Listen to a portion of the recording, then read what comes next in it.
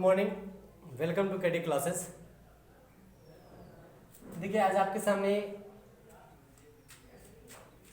Chemistry class 11 का chemistry जो हम पढ़ रहे थे स्ट्रक्चर ऑफ एटम या एटॉमिक स्ट्रक्चर, इसका पार्ट 3 वीडियो है। पार्ट 2 वीडियो डाला जा चुका है जिसमें हमने बताया था डिस्कवर ऑफ इलेक्ट्रॉन, इलेक्ट्रॉन की खोज कैसे हुई थी उसके बारे में हमने डिस्कस किया था, कैसे इलेक्ट्रॉन खोज हुआ था। आज इस चैप्टर में आप पढ़ेंगे प्रोटॉन की खोज कैसे हुई थी और न्यूट्रॉन की खोज कैसे हुई थी। अगर देखिए टाइम पीरियड देखा जाए तो टाइम पीरियड से पहले क्या होता है, आपका प्रोटॉन खोज होने से पहले ही हमने बताया था इलेक्ट्रॉन का खोज कब हुआ था 1897 में आपका इलेक्ट्रॉन का डिस्कवर हो चुका था, खोज हो चुका था। लेकिन आपके प्रोटॉन की खोज होने से पहले ही क्या हुआ, आपके कई वैज्ञानिकों ने आपके परमाणु के मॉडल प्रस्तुत कर दिए थे, एटॉमिक मॉडल प्रस्तुत कर दिए थे। प्रोटॉन की खोज होने से पहले ही, ठीक है, डिस्कवर ऑफ जो आज हम रदरफोर्ड करते हैं, कई वैज्ञानिकों ने और भी चीज प्रस्तुत कर दिया था। लेकिन आपका रदरफोर्ड को हम जानते हैं कि प्रोटॉन के खोजकर्ता के रूप में नाम जानते हैं, जबकि वास्तव में प्रोटॉन की खोज किसने किया था, आपके रदरफोर्ड ने ना करके दूसरे ने किया था। उन्होंने एक्सपेरिमेंट पूरा करके बताया कि दिस इज आपका धनावेशित कण है, प्रोटॉन है। बाद में रदरफोर्ड ने उसको और क्लेरिफाई करके बताया हर एक तत्वों में आपका जो मूल कण होता है प्रोटॉन पाया जाता है। इसीलिए आज रदरफोर्ड को हम खोजकर्ता के रूप में नाम जानते हैं कि प्रोटॉन की खोज रदरफोर्ड ने किया था। बहरहाल कैसे डिस्कवर हुआ था, कैसे खोज उसकी हुई थी उसको बारे में पढ़ेंगे। ठीक है, डिस्कवर ऑफ प्रोटॉन या हम कहते हैं कैनालनेस। तो वैज्ञानिक थे गोल्डस्टीन, याद रखिएगा गोल्डस्टीन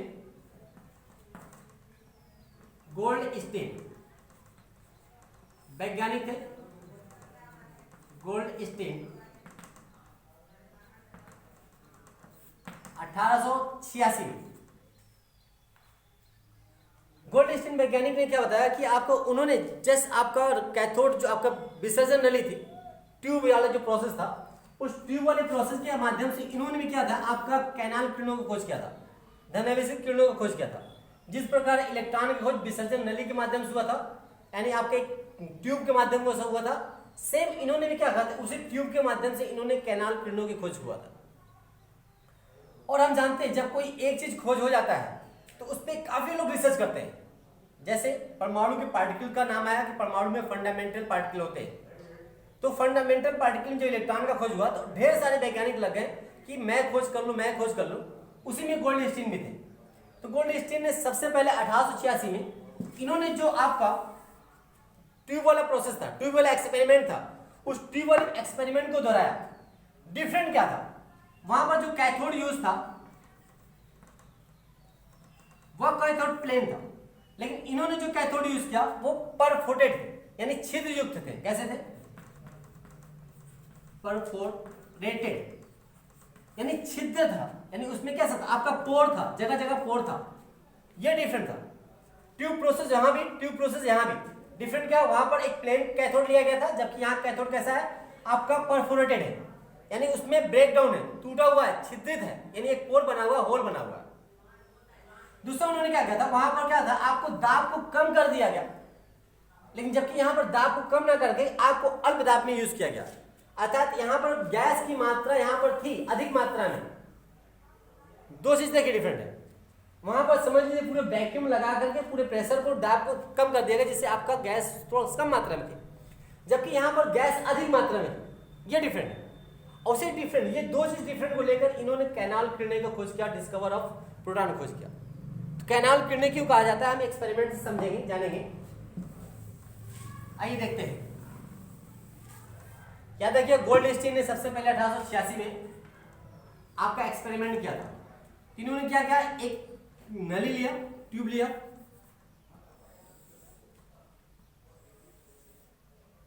ये ट्यूब होता है विसर्जन नली।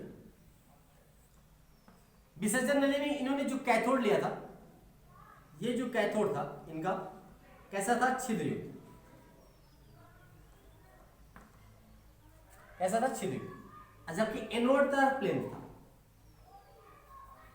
ये वैक्यूम पंप लगाया गया, यहां से आपका हाई वोल्टेज सोर्स सप्लाई किया गया, हाई वोल्टेज सोर्स सप्लाई किया, यानी electric high voltage source supply किया गया। इसमें क्या करते हैं, आपकी जो हमने गैस लेते हैं, गैस के मॉलिक्यूल इसमें लेते हैं, गैस के मॉलिक्यूल जब विद्युत विसर्जन कराया जाता है तो आपका इसमें से किरणें निकलती है। वो भी किरणें कैसी होगी, कलरलेस, सॉरी कलर युक्त होती है, यानी वो किरणें कैसी होगी, रंगीन होगी।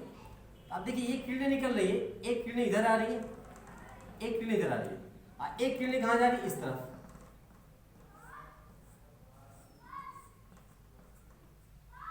ये आपका perforated cathode, this is a anode. ये आपका प्लस चार्ज, ये आपका माइनस चार्ज, कैथोड की बात कर रहे हैं। ये किरणें कैनाल किरणें कहलाएंगी। क्या कहलाती है, कैनाल किरणें। क्यों कहलाती है, ये बता रहे। ये किरणें कैथोड रेज है। क्या है, कैथोड रेज, ये कैनाल रेज। ये एक्सपेरिमेंट गोल्ड स्टील ने 1886 में जब आपके अल्प दाब पर परफोरेटेड कैथोड के माध्यम से विद्युत विसर्जन कराया तो आपका एक किरणें निकलती है जो आपका कलर युक्त होती है। कैसी होती है, कलर युक्त, जो दिखाई देती है। कलर युक्त होने मतलब क्या, वो दिखाई देगी। कि दिखाई कैसे देगी, यहाँ पर जो आपका फ्लोरोस्किन लगे होते हैं, पर्दे लगे होते हैं, उस पर्दे आपके रंगीन दिखाई देते हैं, पर्दे जो उस पर, इससे पता चलता है कलर युक्त है। जो आपका निकल करके एनोड की ओर से निकल के कैथोड के पीछे की ओर कहां जाएगी, कैथोड के पीछे की ओर प्रविष्ट होती है। तो कैथोड के पीछे प्रविष्ट हो रही है, यानी कैथोड के सामने ना आकर के कैथोड के पीछे को जा रही है, यानी इस कैनाल से पास हो रही है। आगे से ध्यान दीजिएगा, ये एनोड से किरणें, एनोड की तरफ से किरणें कहां जा रही है, आपको कैथोड के कैनाल को पार करते हुए। ठीक है, एनोड से किरण जा रही है, कहां जा रही है, ये कैथोड आपका परफोरेटेड कैथोड है। कैथोड में जगह जगह छिद्र है, छिद्र को हम कहते हैं कैनाल, कैनाल कहते हैं छिद्र कहता है, पोर कहलाता है। इस पोर से पार हो रही, जब इस पोर से पार हो रही, इसीलिए इस किरणों का नाम क्या रखा गया, कैनाल रेज रखा गया। क्या रखा गया, कैनाल रेज, याद रखिएगा। यानी आपका एक जब विद्युत विसर्जन कराते हैं तो एनोड से आपकी किरणें निकलती है, एनोड की तरफ से किरणें चलती है जो आपको परफोरेटेड कैनाल को, यानी कैनाल को पार करते हुए आप क्या होते, उसके पीछे कैथोड के पीछे प्रविष्ट होती है और यहां पर कलर उत्पन्न करती है। कैसे उत्पन्न करती है, कलर उत्पन्न करती है। तो कैथोड के पीछे और प्रविष्ट होने वाली किरणें को हम क्या कहते हैं, वे किरणें जो एनोड की ओर से चल करके कैथोड के पीछे को प्रविष्ट होती हैं, उस किरणें को हम कैनाल किरणें के नाम से जानते हैं, कैनाल किरणों के नाम से जानते हैं। ये कैनाल किरणें यानी कैनाल से निकल रही, कहां से निकल रही, पोर से निकल रही, इसीलिए नाम इसका क्या रख दिया गया, कैनाल किरणें। एक चीज और याद रखिएगा, इस एक्सपेरिमेंट में आपने जो कैथोड रेज दिया था, कैथोड रेज ये जो है, जो इलेक्ट्रॉन खोज में हुआ था, कैथोड रेज का उद्गम कहां से हुआ था, आपका कैथोड से हुआ था। क्या हुआ था, कैथोड से, यानी ये कैथोड है, इस कैथोड से कैथोड किरणों को उत्पन्न हुआ था। जबकि यहां पर कैनाल किरणों को उत्पन्न, धन किरणों को उत्पन्न एनोड से नहीं हो रहा है। ये सबसे बड़ी डिफरेंस दिमाग में याद रखिएगा। हम इलेक्ट्रॉन की खोज में जो आपका कैथोड रेज है उसके बारे में जो पढ़ते हैं, कैथोड रेज की उत्पत्ति कहां से हो रही है, ऑरिजिन कहां से हो रही है, आपका कैथोड से हो रही है। जबकि आपका कैनाल रेज की उत्पत्ति एनोड से ना होकर के आपका गैस से हो रहा है। किससे हो रहा है, गैस के मॉलिक्यूल से। गैस के मॉलिक्यूल से कैसे हो रहे हैं वो ध्यान दीजिएगा। जब हमने विद्युत विसर्जन कराया, इसमें मान लीजिए गैस के पार्टिकल है, जब विद्युत विसर्जन कराया आपके गैस के मॉलिक्यूल ढेर थे, विद्युत विसर्जन कराने पर इसमें से इलेक्ट्रॉन निकलता है। क्या निकलता है, इलेक्ट्रॉन। इलेक्ट्रॉन बाहर निकल जाता है। जब इलेक्ट्रॉन बाहर निकल जाता है, इलेक्ट्रॉन बाहर निकल कहां तरफ मूव करेगा, आपका एनोड की ओर मूव करेगा। कहां मूव करेगा, एनोड की ओर मूव कर रहा है। कहां मूव कर रहा है, एनोड। जो धनावेश बचा है, जो धनावेश बचा है पॉजिटिव चार्ज, अब इसमें जब इलेक्ट्रॉन निकल जाएगा बचे क्या, पॉजिटिव चार्ज। तो ये गैस में जब पॉजिटिव चार्ज बचे, वही पॉजिटिव चार्ज कहां मूव कर रहा है, आपका पीछे की ओर प्रविष्ट हो रही है, यानी ये माइनस पार्टिकल को भागेगी ना जी। ये आपका गैस आपके मान लीजिए पार्टिकल माइनस प्लस दोनों से बने हैं, माइनस निकल जा रहा है जो एनोड की ओर चले जा रही है, तो जो प्लस चार्ज बच रहे हैं वह धनावेश पार्टिकल, वह धनावेश कण कहां जाएगा, माइनस को मूव करेगा। तो माइनस कहां है, ये कैथोड है, तो कैथोड को प्रविष्ट होती है, इसीलिए इस कैनाल किरणों की जो कैनाल होते हैं छिद्रों से बाहर निकल जाती है, इसीलिए इसका नाम रखा गया आपका कैनाल रेज रखा गया। याद रखिएगा इसकी उत्पत्ति कहां से हो रही है, गैस पार्टिकल से, गैस पार्टिकल से, जबकि वहां पर उत्पत्ति कहां हो रही है, कैथोड से।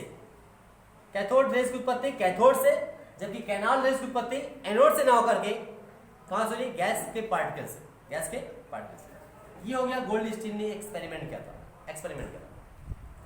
अब देखिए गोल्डस्टीन ने एक्सपेरिमेंट करने के बाद एक वैज्ञानिक थे डब्ल्यू वाइन, याद रखिएगा। गोल्डस्टीन ने एक्सपेरिमेंट जो किया था उसके बाद एक वैज्ञानिक थे डब्ल्यू वाइन ने 1897 में, साथ ही साथ जे टॉमसन ने या थॉमसन ने भी क्या किया था 1897 में ही आपके बताया कि जे पहले डब्ल्यू वाइन, ध्यान दीजिएगा, सबसे पहले डब्ल्यू वाइन ने बताया कि जो कैनाल किरणें हैं, कैनाल किरणें धनावेशित कणों से मिलकर बनी है। अभी तक यहां नहीं बता था, लेकिन डब्ल्यू वाइन ने उसको एक्सपेरिमेंट करके बताया जो कैनाल किरणें उत्पन्न हो रही है वह कैनाल किरणें धनावेशित कणों से मिलकर बनी होती है। याद रखिएगा, किसने बताया? एग्जाम में पूछा जाता है, किसी भी हायर एग्जाम में, वनडे एग्जाम में, किसी भी एग्जाम में आपको ये सब क्वेश्चन पुट अप होते हैं, इसलिए आपका खास जरूरी है आप इसको नोट करते रहे। तो 1897 में बताया, किसने? डब्ल्यू वाइन ने बताया कि कैनाल किरणें धनावेशित कणों से मिलकर बनी होती है। इसी धनावेशित किरणों को जे टॉमसन ने धन किरणें नाम दिया। क्या नाम दिया? धन किरणें, पॉजिटिव रेज। याद रखिएगा, कैनाल किरणें को और किस नाम से जानते हैं? पॉजिटिव रेज के नाम से जाना जाता है।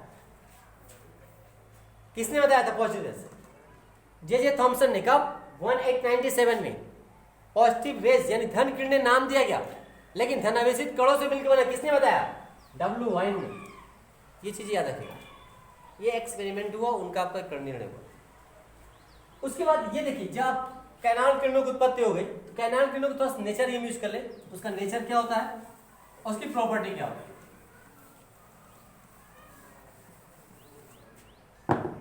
तो हम कह सकते हैं कैनाल किरणों की प्रॉपर्टी, गुण, जिसे हिंदी में कहते हैं गुण। जो गुण आपका बताया गया था कैथोड रेज में, सेम गुण इसमें भी मिलेंगे अधिकतर, थोड़ा सा डिफरेंट होता है, चेंज होता है। जाहिर सी बात है, कोई प्लस रहेगा तो उसका कैरेक्टर अलग रहेगा, जो माइनस रहेगा कैरेक्टर अलग रहेगा, जो मेल रहेगा कैरेक्टर अलग होता है, फीमेल कैरेक्टर अलग होती है। तो कुछ कैरेक्टर यहाँ भी अलग है, लेकिन कहीं ना कहीं दोनों में समानताएं भी देखने को मिलती है। जैसे इसकी पहली प्रॉपर्टी होती है, कैनाल किरणें भी सीधी रेखा में क्या करती है? मूवमेंट करती है, गति करती है। कैनाल किरणें सीधी रेखा में, किसमें? सीधी रेखा में चलती है। याद रखिए, पहली प्रॉपर्टी, कैनाल किरणें सीधी रेखा में चलती है। दूसरी, कैनाल किरणें भी विद्युत, इलेक्ट्रिक और मैग्नेट क्षेत्र में क्या होती है? विक्षेपित हो जाती है, फोल्डेड हो जाती है, मुड़ जाती है, मूवमेंट कर जाती है। कहां पर? वैद्युत क्षेत्र में और आपका मैग्नेटिक फील्ड में, चुंबकीय क्षेत्र में कैनाल किरणें विक्षेपित होती है, यानी उसके तरफ मुड़ जाती है। मुड़ती किस तरफ है? आपके जस्ट कैथोड रेज के अपोजिट। जैसे कैथोड रेज कहां मुड़ता था? धन प्लेट की ओर। ये कहां मुड़ेगी? माइनस प्लेट की ओर, माइनस प्लेट की ओर मुड़ जाती है। कहां मुड़ेगी? माइनस प्लेट की ओर मुड़ जाती है। याद रखिएगा, यानी इसका जो विक्षेपण आपका विक्षेपित होती है, जो मूर्ति है, कहां होगा? माइनस प्लेट की ओर। इससे प्रूफ होता है कि आपका कैनाल रेज धनावेशित कणों से मिलकर बनी होती है। क्या प्रूफ हो रहा है? धनावेशित कणों से मिलकर बनी होती है। नेक्स्ट प्रॉपर्टी होती है, ये भी जो होता है, धातु की पतली पन्नी को भेद कर आर पार निकल जाती है। क्या होती है? आर पार। धातु की पतली पन्नी को भेद कर आर पार निकल जाती है, लेकिन इसकी भेदन क्षमता, क्रॉस करने की जो क्षमता होती है, कैथोड के अपेक्षा कम होती है। याद रखिए, कैथोड के अपेक्षा कम होती है। नेक्स्ट प्रॉपर्टी, ये भी आपको गैसों को और फोटोग्राफिक प्लेट को क्या करती है? प्रभावित करती है। जैसे वो करता था, वैसे ही आपका गैसों और फोटोग्राफिक प्लेट को प्रभावित करता है। नेक्स्ट प्रॉपर्टी, इसकी जो गतिज ऊर्जा होती है, यानी आपका जो मूवमेंट होता है, गतिज आपकी होती है, जो पावर कैपेसिटी होती है चलने की, वो आपका कैथोड की अपेक्षा थोड़ा सा कम होता है। यानी कैथोड रे जितनी तेजी से गमन करती है, उसकी अपेक्षा क्या करेगा? इसका गमन शक्ति उनकी अपेक्षा कम। ये इसकी कुछ प्रॉपर्टी होती है, गुण होते हैं। गुण के साथ साथ हम जानेंगे इसके नेचर क्या होता है। और नेचर से ही आपको क्लियर होगा कि आपका कैनाल रेज ही प्रोटॉन है, कैनाल रेज ही प्रोटॉन। तो हम पढ़ेंगे, क्या पढ़ेंगे? Nature of canal rays. Nature of canal rays. देखिए nature of canal W Wien ने और जे टॉमसन ने आपका एक्सपेरिमेंट किया यूज किया था, इन दोनों ने। तो नेचर ऑफ कैनाल में दो बातें क्लियर है। एक तो जो कैनाल लेज होती है पॉजिटिव चार्ज से मिलकर बनी होती है, यानी धनावेशित कणों से मिलकर बनी होती है। याद रखिएगा, पॉजिटिव चार्ज कणों से मिलकर बनी होती है, पहला प्रॉपर्टी। उसमें क्या था, नेगेटिव चार्ज, ये पॉजिटिव चार्ज। दूसरा नेचर इसका बताया जा रहा है जो हम विसर्जन नली में यूज करते हैं। विसर्जन नली में बताया कैनाल किरणों का आवेश और उसका मास नंबर, द्रव्यमान का जो अनुपात होगा, क्या होगा, अनुपात जो होगा क्या होगा, आपका स्थिरांक नहीं होता है। ध्यान दीजिएगा, आपका कैनाल किरणें का आवेश चार्ज और उसका जो द्रव्यमान होगा वह आपका स्थिरांक नहीं होगा, कांस्टेंट नहीं होता है। जबकि हमने कैथोड में पढ़ा था कांस्टेंट होता है। यहाँ कांस्टेंट क्यों नहीं हो रहा है, क्योंकि यहाँ पर जो गैस हम यूज कर रहे हैं, आप जब भी आपका विसर्जन नली में गैस बदल देंगे, गैस के पार्टिकल बदल देंगे, आपका E/m का कांस्टेंट मान बदल जाता है। क्या होता है, मान बदल जाता है।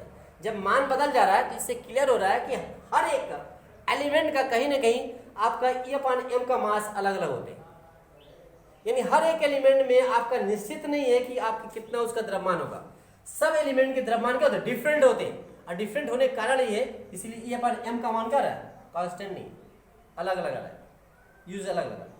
तो इसको क्लियरफाई करने के लिए साइंटिस्ट ने क्या सोचा कि हम पता करें सबसे लार्जेस्ट वैल्यू क्या होती है। यानी जो भी आपका है, तो जितने भी एलिमेंट है उन एलिमेंटों में सबसे लार्जेस्ट वैल्यू किसकी होती है। तो लार्जेस्ट वैल्यू प्राप्त करने के लिए हाइड्रोजन पे एक्सपेरिमेंट किया गया। किस पे, हाइड्रोजन गैस। यानी विसर्जन नली जो था ये, इस विसर्जन नली में हाइड्रोजन गैस को लिया गया, उससे एक्सपेरिमेंट किया गया। देखते हैं हाइड्रोजन गैस पे एक्सपेरिमेंट करने पे क्या होता है। देखिए जब इस पे एक्सपेरिमेंट किया गया, इस पे एक्सपेरिमेंट करते हैं हम, तो एक्सपेरिमेंट करने से एक चीज ये क्लियर हुआ, तो जो भी आपका मॉलिक्यूल E/m का जो मान आएगा, सबसे ज्यादा लार्जेस्ट वैल्यू हाइड्रोजन गैस का होता है। हाइड्रोजन गैस का होता है। जब हाइड्रोजन गैस में क्या करिएगा, आप इसके इलेक्ट्रॉन को बाहर निकाल देंगे। इन्होंने बताया जब हाइड्रोजन मॉलिक्यूल में, हाइड्रोजन परमाणु में हम इलेक्ट्रॉन को क्या करते हैं, इलेक्ट्रॉन को हम बाहर निकाल देते हैं, बाहर, आउट, बाहर निकाल देंगे। तो बाहर निकालने में क्या बचेगा, सिर्फ पॉजिटिव चार्ज। क्या बचेगा, पॉजिटिव चार्ज। उस पॉजिटिव चार्ज का जब E/m का मान हम प्राप्त करते हैं तो कांस्टेंट ना होकर क्या मान आता है आपका 9.576 इंटू 10⁴ कूलम। क्या माना है, 9.576 इंटू 10⁴ आपका कूलम आता है। क्या होता है, कूलम। जबकि उसमें क्या बताया गया था, 1.759 एंड 10⁻8 आपका कूलम था कैथोड रेज में। जबकि इसमें क्या डिफरेंट आ रहा है। जब हम आपका क्या होगा, गैस बदलेंगे तो ये मान हमेशा परिवर्तन आ जाता है, चेंजिंग आ जाता है। और सबसे हाईएस्ट वैल्यू आपका हाइड्रोजन गैस का होता है, ये निकाला गया। देखा गया जो आपका जब हाइड्रोजन में से आपका ये हाइड्रोजन है, जब इलेक्ट्रॉन निकल गया तो पॉजिटिव बचा। जो पॉजिटिव बचा उसका आवेश जो होता है आपके इलेक्ट्रॉन के आवेश के बराबर होता है। इलेक्ट्रॉन का आवेश क्या था, 1.602 इंटू 10⁻−19 कूलम था। ये इलेक्ट्रॉन का आवेश बता रहा है। तो इलेक्ट्रॉन इसमें से निकल के जो पॉजिटिव चार्ज होता है सेम आवेश इसका भी रहेगा, क्योंकि पॉजिटिव चार्ज नेगेटिव चार्ज दोनों बराबर होते हैं। अब देखिए फर्क क्या है, वो माइनस में था तो ये प्लस हो जाएगा, डिफरेंट है, डिफरेंट है। ये प्लस में तो माइनस में, ये प्लस में जाएगा। ये इसका वैल्यू हो गया। इसका मास जब पता करेंगे तो मास क्या होता है, इसका मास देखेंगे, इसका मास आएगा 1.6725 है। किसी किसी बुक में 1.6726 है, इंटू 10⁻24 ग्राम है इसका मास आता है। तो बताया गया अगर आपके हाइड्रोजन परमाणु में से इलेक्ट्रॉन निकाल दी जाए, जो धनावेश पार्टिकल बचता है वही धनावेश पार्टिकल क्या है, प्रोटॉन कहलाता है। क्या कहलाएगा, याद रखिएगा। हाइड्रोजन गैस की जब विद्युत विसर्जन कराएगा उसमें जो इलेक्ट्रॉन को अगर बाहर निकाल देगा, बाहर निकालने के बाद जो धनावेश बचा वही धनावेश क्या है, आपका प्रोटॉन कहलाया। क्या कहलाया, प्रोटॉन। अब बताया गया प्रोटॉन क्या, फंडामेंटल पार्टिकल है। प्रोटॉन क्या, फंडामेंटल पार्टिकल है। इस प्रकार से आपका डिस्कवर ऑफ प्रोटॉन की खोज हुई, डिस्कवर ऑफ प्रोटॉन की खोज हुई। याद रखिएगा प्रोटॉन की खोज डिस्कवर कहाँ से हुआ, आपका यहाँ इस गैस के माध्यम से। जबकि वहां पर कैनालिस कहाँ से आया, गैस से, और कैथोड कहाँ से आया, कैथोड से। ये डिफरेंट है, ये बहुत इंपॉर्टेंट चीज है। और इसमें कुछ और चीज़ बची है, नेक्स्ट वीडियो में आपको बताएंगे। तो समय के अभाव की वजह से आपको यही स्टॉप करना पड़ रहा है। कोई भी चीज़ होगा कमेंट बॉक्स में लिखिएगा, उसको और भी अच्छे से बताया जा सकेगा, और आशा करेंगे आप उसको नोट जरूर करिएगा। और फिर मिलते हैं, सी यू अगेन, थैंक यू।